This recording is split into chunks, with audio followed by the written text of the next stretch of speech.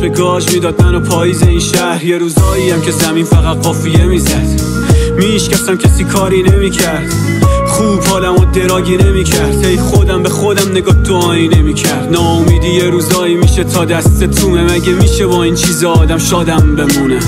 حق بده اگه میکشم سر، اگه تنها میبینیم تو جمع و کمتر، اگه حالم داره میشه بد و بدتر، اگه بازم خودم خوردم زمین نکه بدل کارم، اگه خاطره بدی من دست و اصلارم، اگه منفی دید منم اینه دیگه، تپشای قلبم از سیک عصبیم من، بلوغه یه خاطره بدم، یه جور میرم نمونه هیچ خاطره ای ازم. این روزام گرفته از کل شهر دلم، پا منتظرن کفشامو بپوشم برم، بیدار نمیشم تو گوشم بزن اصلا میوه که هیچ محال شکوفم بدم. این روزام گرفته از کل شهر دلم، پا منتظرن کفشامو بپوشم برم، بیدار نمیشم تو گوشم بزن اصلا میوه که هیچ محال شکوفم بدم. نشد بکنم مهمون 6 و 8 تو رو، اصلا نمیدونم چی شد حال بد شد و میگفت یه 2 ماه بگذره الان سال بعد شد و هنو نفسامه که میاری یاد من تو رو. تو خوب میدونی آدم باخت نبودم، شب و کبدمه که میکنه پاره الکلو.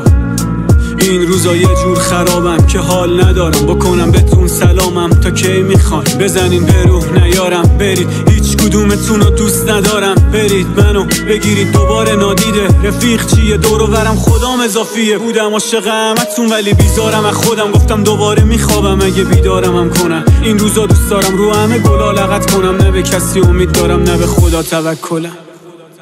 این روزام گرفته از کل شهر دلم، پا منتظرن کفشامو بپوشم برم، بیدار نمیشم تو گوشم بزن اصلا میوه که هیچ محال شکوفم بدم. این روزام گرفته از کل شهر دلم، پا منتظرن کفشامو بپوشم برم، بیدار نمیشم تو گوشم بزن اصلا میوه که هیچ محال شکوفم بدم.